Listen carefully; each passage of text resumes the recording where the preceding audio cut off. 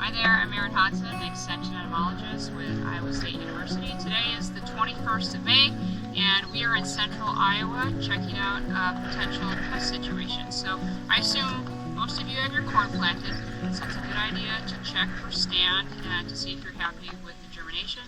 Especially there's some parts in Iowa that had freezing or near freezing temperatures, so you just want to make sure the plants are still alive and growing at a rate you think is reasonable for this time of year. We're a little bit behind in growing degree days, but field agronomist at Iowa State, Meaghan Anderson, let me know of a potential field that had some pest activity.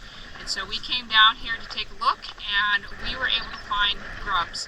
And grubs pretty easily. I would estimate anywhere between 1 to 2 grubs per square foot, which is pretty high. And we saw a wide range of sizes from first to second instars. I don't know the species offhand, but it's likely a mixture of chafers and maybe some June beetles. And so we'll show you what we found here with some close-up photos and maybe some management recommendations for just Hi, my name is Meaghan Anderson. I'm the Central Iowa Field Agronomist for Iowa State University Extension and Outreach. And like Erin said, we are out in the field with some pretty high grub activity. And so when you're out checking out your corn stand this spring, it might be a good idea to look at this. In particular, we've been finding, it seems like, more grubs in higher areas in the field as well as lighter soils. So we're here in a lighter soil, and primarily we've been looking just in areas where we have stand gaps and beginning to dig right in that row and kind of sift through that soil to look for grubs. And so they vary quite a bit in size, and maybe we'll find one here and maybe we won't.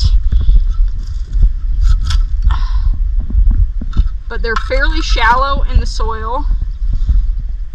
And so when we look around, I have just been looking for these kind of shiny, usually they have a white appearance and then kind of a varied, they'll also be dark. So right here's one that we actually just got out of the soil. So just digging around in this gap, we were able to find this really small grub. Stick it on my hand to show more contrast. But the bigger ones have more of the white appearance, but they have this kind of gray look and then a small light brown head. My name is Ashley Dean, and I am out here with Erin and Meaghan looking at this field with grubs in it. And I just wanted to mention that if you are out in cornfields or even soybean fields early in the season, you might also see things like wireworms and seed corn maggot, things like millipedes, slugs, and snails also might be present in particularly wet fields. So if you're out looking for insects in early season crops, you might